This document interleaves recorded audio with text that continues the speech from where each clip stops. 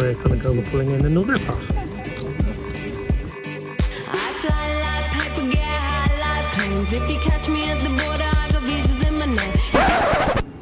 Okay, so quick update. Maria got me. Happy for her, of course, but it's been sort of the story of the trip, really. Just not really getting going in any of the bigger ones. Losing that first crucial flip. Often kind of ending up in the first crucial flip earlier than I would want. But like Ace King and Queens and these kinds of hands, they sort of just have to get into the middle. Gonna end up bowl comping again, I think. Not much fun, but I'm gonna head over to the Daily Derpstacks, where I'm gonna have to pedal my wares now.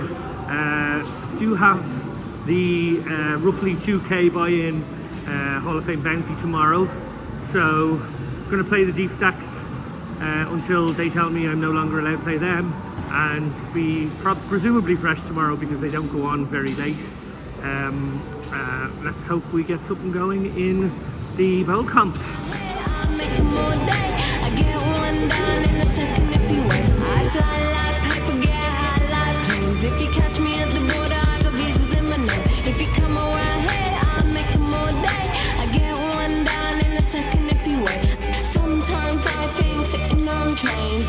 Every step I get to, I'm clocking that game. Everyone's a winner, we're making our fame. Bonafide hustler, making my name. Sometimes I think sitting on trains. Every step I get to, I'm clocking that game. Everyone's a winner, we're making our fame. Okay, so another min cash in the derp stack, or sort of min plus or whatever the fuck it was. Not really the trip saver that it could have been, but that's okay. Heading back over now to Paris. In fact, I've actually arrived in Paris already, and hopefully going to see Dara bag up a stack in the 3k. He's been grinding all day, didn't really get a particularly big stack going at any point, but 40k starting, and I think at the last time I heard anything about him, he was on around 65, 67k, something like that. So maybe he can get a little late spin going, or maybe he can just bag up, you know, stack and a half or 2 stacks. That's pretty good. Okay, so it's Saturday morning, and Dara is going to fire a last minute late reg. Or actually, you have a nice idea. You're not going to fire a last minute one, you're going to fire an almost last minute one that will give you the option to fire a last minute one if that one goes very badly, because they're both very profitable bullets. This is the 3k, obviously, that we both played yesterday. I've decided I'm going to do the win 1k. I'm not going to fire the last minute one. I know it's very profitable, but a 3k is a bit big for me, and to be playing a last minute one in my mind, because I do like to be in there from earlier in those kind of bigger ones. But Dara, your thoughts around this? Yeah, first of all, I think I'm going to fire two bullets, but it's not 100% clear. The structure sheet was a little bit strangely worded. It said 1 re-entry per flight and 1 on day 2. Now, does that mean that when you come in at the start of day 2, which is actually a re-entry because you played the other days, you can still fire another re-entry or not? So I was on to KevMath. KevMath came back. KevMath thinks I'm allowed to, so we're going with that. Yeah, I think it's just insanely profitable. Over half the field is gone. Actually, it might even be as much as 70%, which means that half the remaining people are getting paid. And a big chunk of those have come in with the same stack as you have. So, like, a lot of those are actually going to make money. Yeah, so I just think it's insanely profitable. I understand, you know, our mind kind of doesn't like coming in short, and a lot of the time we do bust first hand we shove as well. So we have this constant negative reinforcement. But it's definitely super profitable, and we did an entire series of max late wedges, and it was one of our best ever. And yeah, I was thinking back to this series, and every single cash I've had in this series has been the max late wedge bullet. Well, I want to talk about 2 aspects to it. So I obviously mentioned there that I'm not going to do it, and I would like to do it, and I'm not as good as Dara is ninjing that very short stack, but I'm not far off, and I actually do think it's a pretty good spot for me and the kind of skills I have. The reason being is, you know, Dara doesn't have to sell for these things or sell very much. He probably sells to just people he likes or whatever. Whereas I do, you know, actually have to sell quite a bit of a 3k. And I do think that the selling market doesn't have the same attitude. They feel kind of negative about it. So I always feel like with these bigger ones that I sell for, I can't do that thing, whereas if this was a 1k, I'd be in there with Dara as well. The second thing I want to talk about is, I think in this one you're maybe buying 13 bigs or something around that number. There have been late regs as late as 10 bigs in this festival. And actually, when you look at the queue that sometimes is there for the last minute late reg on a 1K 10 big blind one, some of those people aren't getting in until nearly the next level when it's 7 bigs, and that becomes an exploitatively, like, way too far gone situation, I think, in terms of the integrity of the tournament. Now, this is something that people can argue about. Obviously, online, different sites have different ideas. I know at Unibet we like to have, you know, a sort of a 25 big blind sort of last minute late reg, and there's a reason for that. We've often talked as consultants with the Unibet team and sort of said, well, look, if people are going to take advantage of the last minute late reg, which of course, you know, lots of people want to do and it's part of poker these days, we should at least make them buy the hardest stack to play. So there's a bell curve, which Dara, maybe you can go into more detail on, whereby certain stacks are just easier because they have kind of more cleaner cut weapons. Yeah, I wouldn't necessarily say easier. It's just some stack sizes are unprofitable. Yeah. If you have a skill edge, you're going to win, and the deeper it is, the more you're going to win. You're going to win more at 200 than 100. You're going to win more at 500 than 200. You're going to win more than 160. But it doesn't. It's not a straight line up like that. There is an awkward stack size. 25, 30 big blinds, where you start to become very vulnerable to 3-bets, and therefore you have to tighten up, but you still have too much to 3-bet jam too many hands. So it's just an intrinsically unprofitable stack size. And then the shorter you get past that point, the better actually it is. The ideal would be to get in with one ante, because then you're going to get 9 or 10 to 1 on your money first hand, probably going to have about 20-25% equity. So that translates to 150% ROI on your first hand. So it's counterintuitive. A lot of people think that shorter it gets, the worse it is. But if you really think it's terrible that people have 7 big blinds and that they're drawing dead and they have no hope, ask yourself, how would you feel if you're playing in a deep stack cash game and then a bunch of people were allowed to buy in for 7 big blinds? I think you wouldn't be very happy, because shorts, cash players know that short stacking is profitable. That's why it's not allowed in most cash games. You have to buy in at a certain depth. So yeah, that's the thing about it. Now, because so long as the max let ridge is there, I as a professional kind of have to exploit it, but I don't think it should be allowed. I think it's actually terrible for the game, because recreational players tend to come in at the start. They want to have as much play as possible. A lot of them don't realize how good the max let ridge is. It's not even a very nice experience to sit down with 7 big blinds, shove your 4th hand, bust, and that's your tournament. So it's not a good recreational experience. So yeah, I think it needs to be curtailed for sure, and it's just so profitable now. I've seen events this year where 70% of the field are gone, as I said. Which means half the remaining players are getting in the money, and sometimes almost half the remaining players are max late reggers. So yeah, it's definitely something that needs to be looked at. Yeah, it's a wild one where you might only need to navigate 2 hours to actually make it to the money, which of course is not easy to do when you're short, but actually is quite doable in a lot of cases. You're probably going to make the money. What would you estimate your making it to the money percentage would be in that? So obviously you're going to do it with the shorter stack on average, but you will actually make that min cash, which by the way is a big min cash these days, because they've made this a double min cash. Yeah, this is another. The min cash is 2 buy-ins, so it's actually very big. It's the difference between a lot of people's having winning series and losing series is how many min cashes they have. I'm not going to name anyone, but there are guys who've had big results this summer who actually have had losing Vegas trips because they just didn't cash enough. And the min cashes are super important. To answer your question, I think I probably somewhere in the region of 30 to 40% when I max late reg. So insanely profitable. If I'm getting at least double my money back 30 to 40% of the time, and then occasionally I do spin. My biggest ever result in Vegas, 300k score, was a max late reg as well.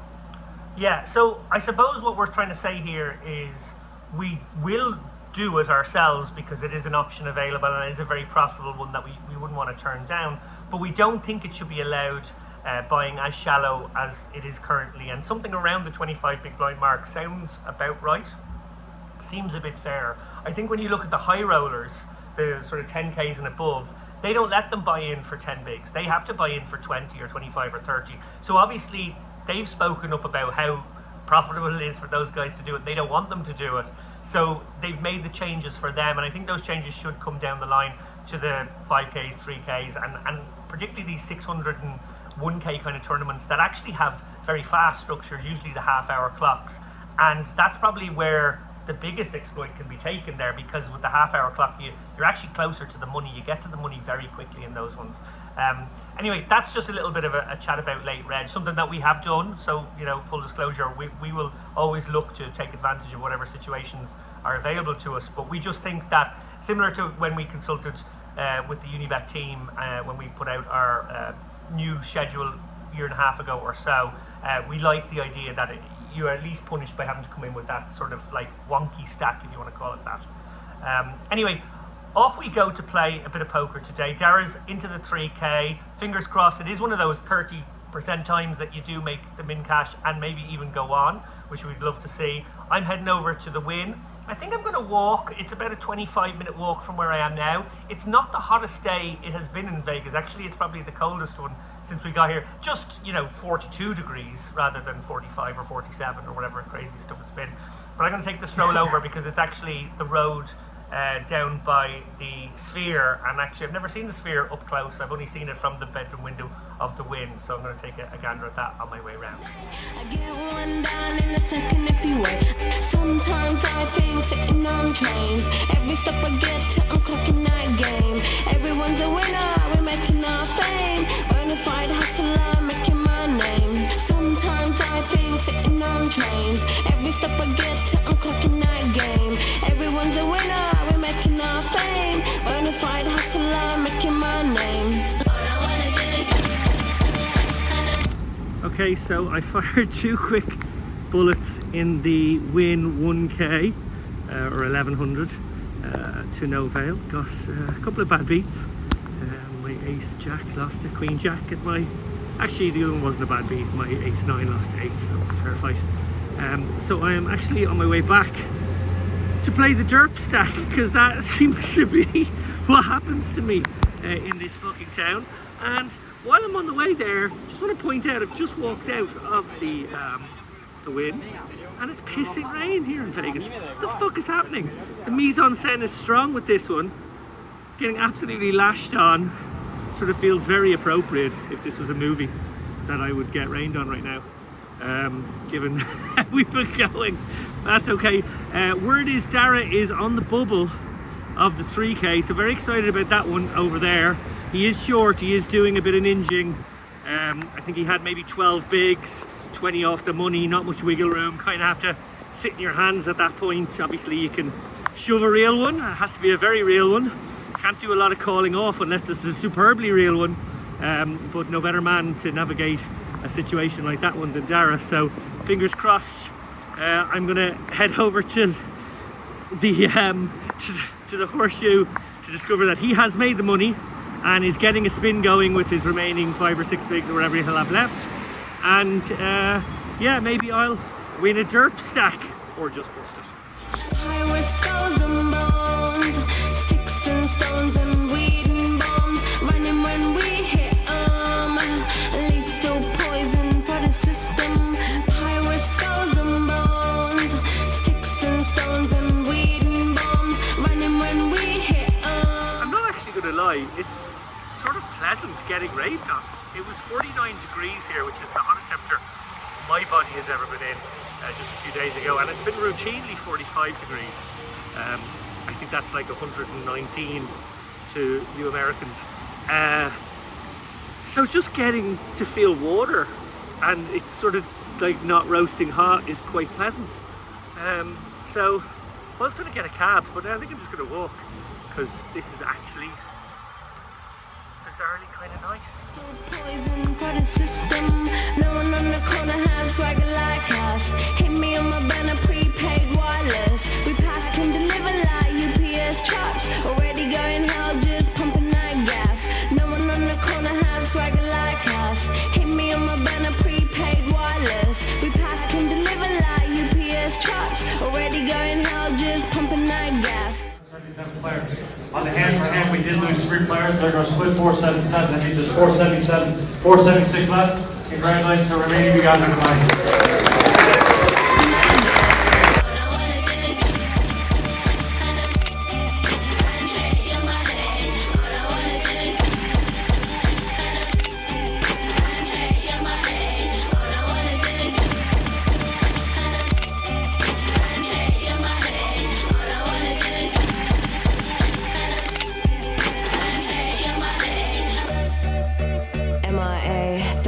democracy. Yeah, I got more records than the KGB. So, no funny business. You already are.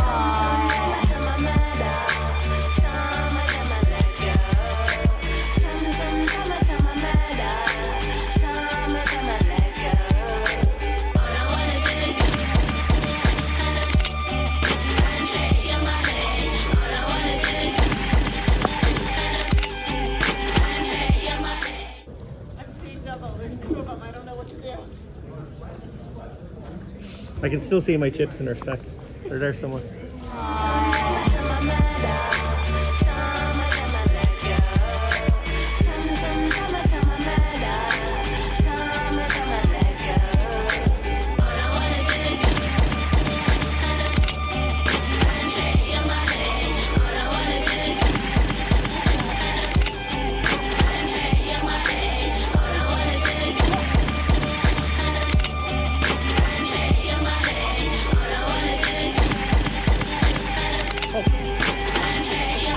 Alrighty, so that was a good little grind, Dara. You were very short for a little while. You spun it up and you got through the bubble. Yeah, I actually think it might be the greatest achievement in the history of WSOP, because not only did I max late reg, which we all know is like terrible, no chance. You're cheating. I also bought in with 50s, which supposedly the unlucky notes, absolute death. So yeah. Wow. I mean, Scott Seaver, if he wins his fourth bracelet, maybe that surpasses it, but I'm not sure. I don't know. I think buying him with 50s to a 3K and actually making it to the money might just. I don't think you have to go any further. I think just on its own, that's just the getting best. the money, I think, is enough. Nice job. Okay, so how much have you got now? 151. An average, I think, is about what, 250. So not too bad. Yeah, like not too bad. It's getting shallow now, obviously, but I'm going to have 15 big blinds, so I'm going to play 15 big blinds for the next like day and a half until it's the final table. Yeah, I mean, I got through the bubble with 4 big blinds, so Nice. quite happy to have 15. And yeah, I'll just study my 15 big blind ranges during this dinner break. That's what we'll be doing. High with skulls and bones, sticks and stones and weed and bombs, running when we hit lethal poison for the system. High with skulls and bones, sticks and stones and weed and bombs, running when we hit lethal poison for the system. No one on the corner has swagger like us. Hit me on my banner, prepaid wireless. We pack and deliver like UPS trucks. Already going hell, just pumping that gas. No one on the corner has swagger like us. Hit me on my banner, prepaid wireless. We pack and deliver like UPS trucks. Already going hell, just pumping that gas. Okay, so unfortunately, I made my way over to Valley's, to the Horseshoe. Still calling it back, living in the past. The horse's hoe. The Horse's Home. And made my way over there to find that Dara had actually bust shortly after I bust the derp stack. But you did spin up a little bit, and you did navigate through that bubble like we talked on this piece yesterday. You fired a last minute late reg after you fired the almost last minute one you were allowed to have 2, and actually grinded quite deep in the end. Yeah, I actually ran into Chris Downing, who was also max late regging, something people might be a bit surprised about, but and both of us actually made the money, again making the point of how profitable it is. It was a ridiculous late reg actually, because 70% of the field had gone already, even including the late reggers, and the late reggers made up a chunk. There was so many of them, there was a long line, and Now I want to have done it. there was actually a mishap at the end of the line, because they have this new rule now that you have to be in line when the break ends. You can't join the line just as the line is ending. Yeah. Which used to be the case. It used to be the case that as long as the line was there, you could join it.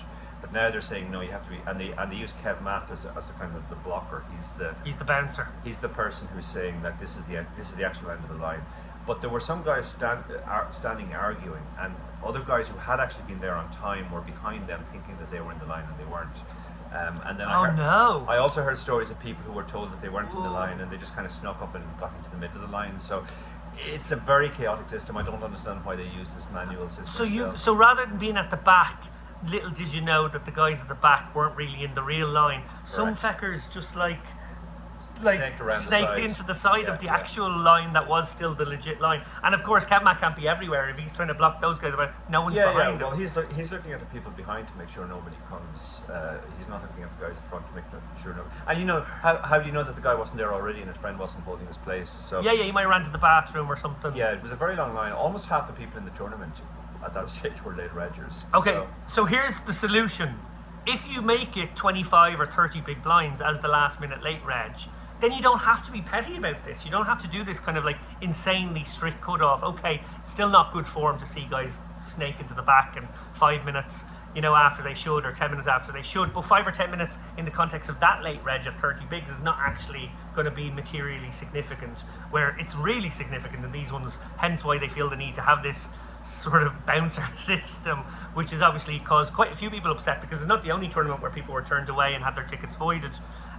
Obviously, I get that World Series is trying to, draw a line in the sand and uphold a rule, and fair play to them, on that they are trying to do that. But this is just not. I think this system needs to be looked at completely. Yeah, I'm sure they will look at it. I mean, this is the first year they've had this system. At least they're trying to do something to curb the late reg, which had gotten quite egregious. People getting into tournaments an hour and a half after reg has officially closed. It shouldn't really be a thing. That's nonsense. Yeah. As it was, I would say the last person entered about 25 minutes after reg was officially closed. Now, I came in at the break, so I didn't actually take advantage of this to the full effect. And in fact, when I got to my table, I saw I was going to be big blind, and I sped up and I said, I'm big blind, which the table very much greatly appreciated. I think it actually helped me afterwards, because when I was super short, as I was on the bubble, other guys were kind of stalling for me. I wasn't doing too much stalling myself, but people sort of respected the fact that I was honest enough to try and not dodge the big blind and the big blind ante, Fair play. and just take it straight away. I was actually down below starting stack on the bubble, and the blinds were coming, and they were big. Like, I was going to lose half my stack if the blinds hit before the bubble. Thankfully they didn't. I was also talking to my friend Cassandra through the bubble. She was in an even more dire situation. She had 1.6 big blinds, and she was about to be big blind, so she was essentially about to be almost all in. And she had just over 2 big blinds. So yeah, tense bubble, but I actually got a spin up afterwards. I spun up to about 4 starting stacks, and survived quite a long time. I actually out-survived half the people who cashed.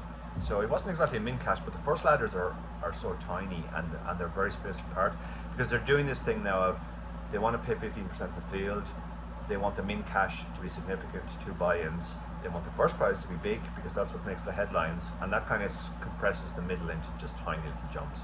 Well, let's talk actually just very quickly on the strategic implications of that. So obviously it means getting your min cash becomes vitally important. Correct. If you're like 50 from the money and it moves pretty fast in these big field events, you really have to lock it in. Like, obviously you can't turn down pure spots, but you really do have to be very conscious of getting that min cash. So much of your equity is in the min cash, particularly if you're on one of the lower stacks. And then the second point is, after that bubble burst, there's always that freeing up experience, because everyone's locked in the 2 buy-ins, and now they can kind of like, play a little less handcuffed. But actually, that's even more extreme, because now these initial ladder jumps are so irrelevant. It's now just time to get busy, right? Correct, and there's so many short stacks because of the, like micro stacks, nubs, because of the importance of the min cash.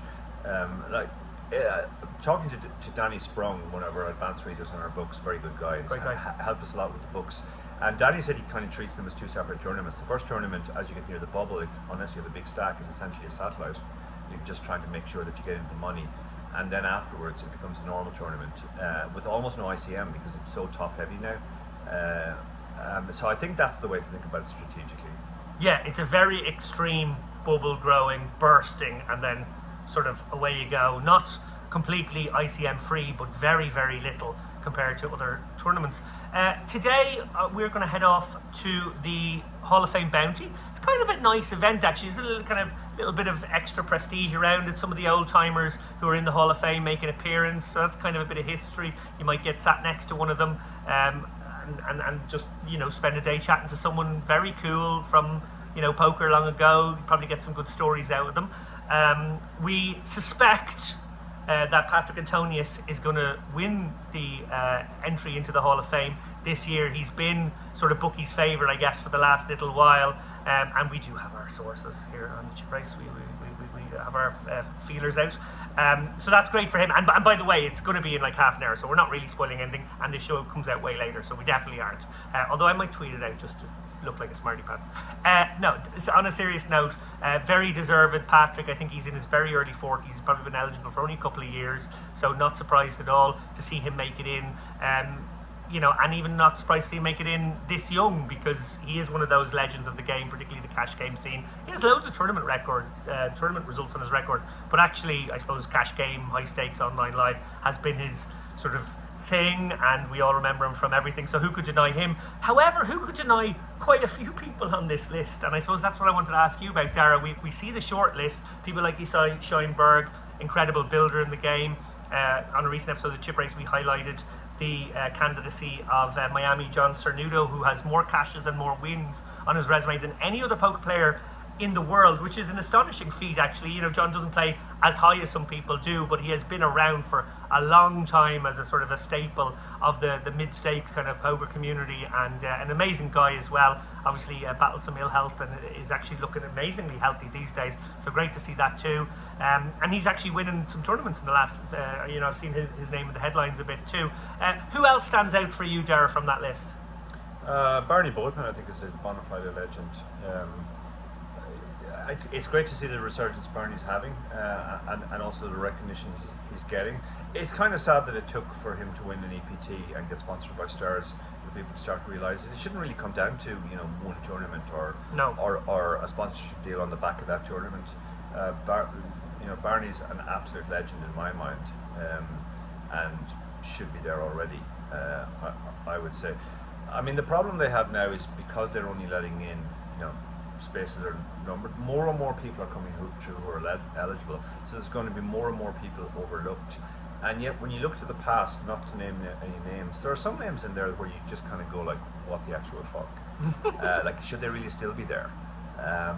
Maybe they need to start going, Edmund Hoyle, yeah, he wrote lots of great books about poker 400, or not even about poker, about whist, 400 years ago, but like, should he really be there ahead of an actual poker player? Yeah, in the Hall of Fame, actually, he's just like a sketch. It's not even like a picture. Well, there was no photographs in the 1690s, unfortunately. Probably not even an accurate sketch.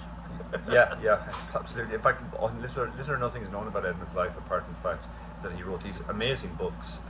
And as an author, I'm all for letting people in just on the back of their books, but at least be about poker.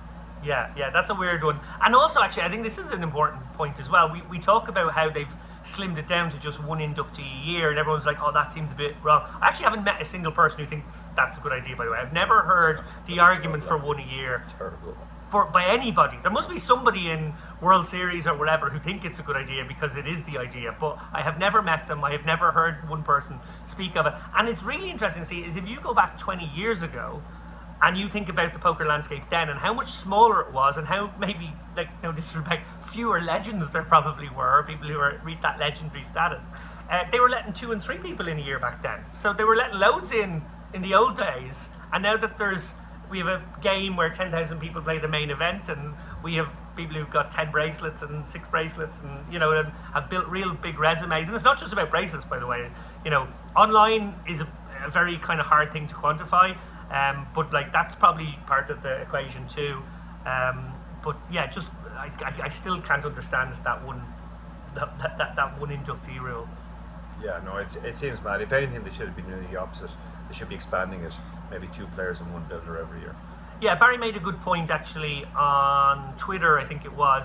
He said that maybe they have this nomination process where I think it's 10 people get nominated or shortlisted or whatever it is, and that maybe if you make that shortlist 5 times, you also get in that year that you get the 5th nomination. Because I suppose if you're in the picture, if you're in the equation, if for like Matt Savage, I think every single year since he turned 40 has been there. If you're there every year for 10 years, like poor old Matt, and everyone goes, that's my second choice, you'd be my third choice, and whatever, and you're not quite ever, that seems really harsh, because surely that's like 10 years of being in the conversation. Very, very elaborate slow roll. Although there is something objectively hilarious about it, and actually in a weird, twisted way, I hope 30 years from now we'll be looking at the 30th consecutive nomination for Matt. No, we're not doing that. We want to see it at some time in the very near future, and we do hope they just change I mean, it. to be honest, the very fact he's been nominated 10 times, in my mind, makes him a lot more deserving than a lot of Than the Edmund than- Hoyle. Well, certainly Edmund Hoyle, yeah. No disrespect to Edmund Hoyle if he has any ancestors. But yeah, no, I mean, making it 10 years in a row in itself is just a phenomenal achievement. It is. Okay, guys, we're going to head off to that. I think we'll be there for the ceremony. Word is that they're going to do the ceremony not at the first break this year, but actually right at the start of the event. So that'll probably delay the start by a few minutes, but we'll watch that. We'll congratulate Patrick on his phenomenal achievement. We'll hear him probably do a rousing speech, as Patrick is wont to do. Yeah, I mean, the Finns are known for their exuberance, so Known for his I'm sure there'll be, yeah. He's made it very clear to us that he is one of the most outgoing Finns. Well, that was literally the first thing he said to us on his chip race interview, yeah, that he was Mr. Personality in Finland, so yeah, he's got to live up to that now. Yeah, bring it now. We were expecting a really good speech, and yeah, fingers crossed we can get something going in what is going to be our last chance at a bracelet there. This year, yeah. Yeah, because and definitely nothing could happen geopolitically that would make us decide that we wouldn't come back another year. Absolutely not, no. Hello, good afternoon. Wow, I can't believe it is July 14th, and we are still here at the World Series of Poker, right? It's like Groundhog's Day. Every day we play another event, we award another bracelet, we play another tournament, we award another bracelet, but today is something special. Today, we are here to induct the 2024 member of the Poker Hall of Fame. And one thing's for sure, the Poker Hall of Fame just got a lot better looking. Competitor. If there's one word to describe our 2024 Poker Hall of Fame inductee, that's probably the one, competitive. No fear, no surrender. So while the tournament results are there, this man's legend really comes from the cash games. He was for years a regular game at the Bellagio, and everywhere else the action was big. He appeared on just about every televised cash game like High Stakes Poker and Poker After Dark, usually setting records for being in some of the biggest pots ever put on television, which was exactly what he did online. Way back in 2009, he won the biggest pot ever seen online for $1.356 million. Almost 15 years later to the date, he won the biggest pot in U.S. live stream history on PokerGo for $2 million. As you know, we turn the nominees over to the living members of the Hall of Fame to cast their votes. And ladies and gentlemen, I think they got this one right. Please help me welcome the 2024 inductee to the Poker Hall of Fame, Mr. Patrick Antonius.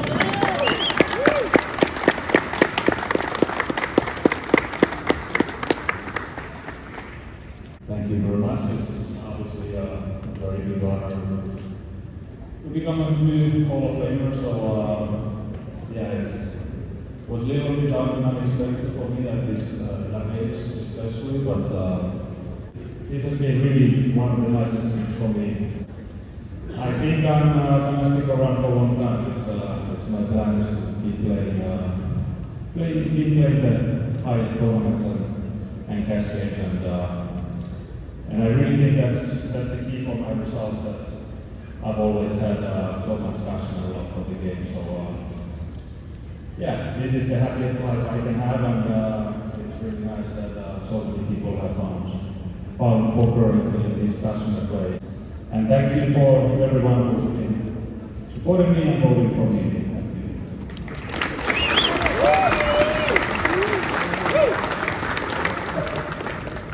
So I got one more thing for Patrick. So believe it or not, he's double parked in Raleigh. I'm trying to tow his car right now, and he's got a $50,000 buy-in he's trying to make it to right now. So as he continues to play, I says we wish him well, and let's have a nice warm congratulations one more time to Mr. Patrick Antonius.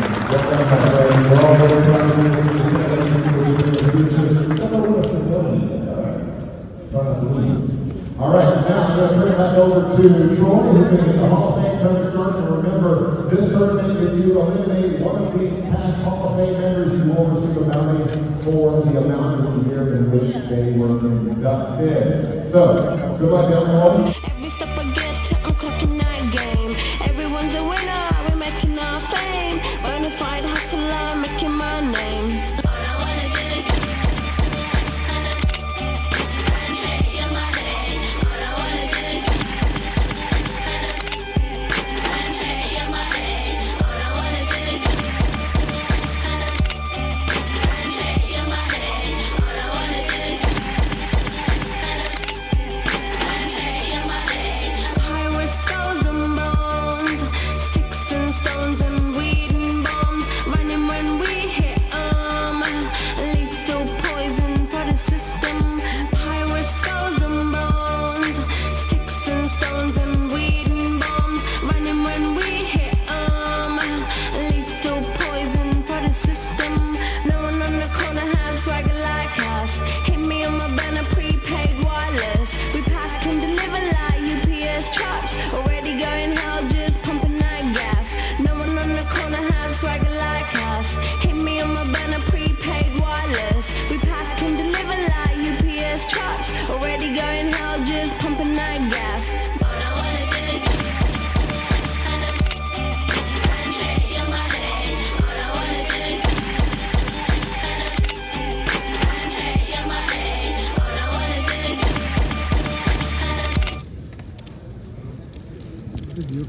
My big bun.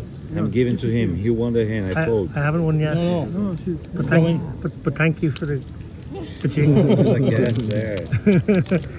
Good luck, My Margaret. bad.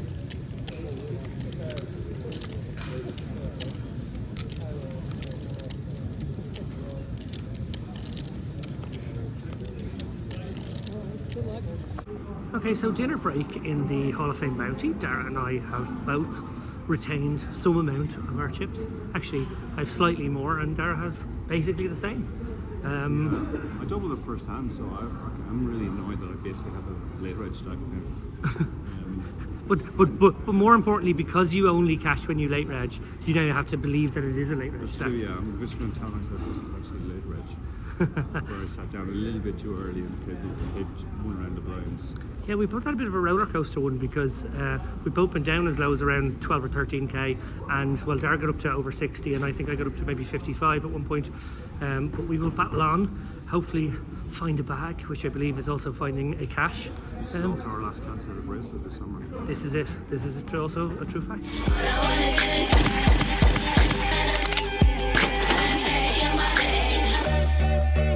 MIA, third world democracy. Yeah, I got more records than the KGB. So, no funny business. You already are.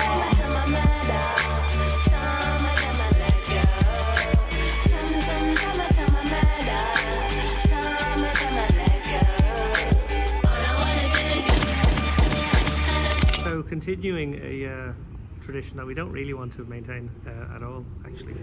Dara and I have simul-busted because, you know, if I can't be in a tournament, why should he? And vice versa. Bit shite. I just kind of withered, now good hands, until I eventually got a good squeeze spot, open, hijack, button flat, I shove ace jack from the small, get the first fold but get snapped by pocket threes on the button, and he wins the flip. As you saw in that video I just made. Dara, moments later, what happened to you? I was down to 8 big blinds. I shoved ace jack suited from the low jack. Oh, same hand. Jack of hearts. Big stack beside me was very splashy, called. And big blind called. He also was short. He had roughly the same stack as me. I had ace jack of hearts. Big blind was ace queen off with the heart. Okay. Queen of hearts, and the other guy is king 10 of hearts, so there's a lot of hearts out there. Yeah. Out comes jack 8-7. Ah, stop. No, we don't lose it from here. Oh, no. Turns another jack, so we're very hopeful now. And then the river's the gutter for the king 10 9. Yeah. Oh. So So yeah, that would have been a triple right to get back in, and actually we're near enough the money that We are kind of close. We're like 150 off or 140 off, probably like an hour and a half. we have a very good chance of making the money. And as we've learned on this trip, the main catches are very important. They are. And They're very- this bobble's head just appeared. Yeah, look, Considering footballing. Good football away, sir. Before we go, just a quick one, Dara. I believe you were confused for an actual Hall of Famer. It's either a running joke in Germany, or I'm much bigger in Germany than I think I am. You are very big in Germany. Every German. Dominic Nietzsche once said your books were decent. I think that's why they all think I'm in the Hall of Fame. Yeah. Because Dominic Nietzsche actually said, well, he didn't say my books were decent. He said they weren't terrible. They weren't, which is amazing praise, Which actually. is amazing praise. Yeah. Every German kid to the table, who came to the table, was like, "Oh, you're in the Hall of Fame, right?" And so, it's a very elaborate show because they didn't even know each other, or else it's just something the Germans. But German humor is like, we know it exists, but we don't really know what it is.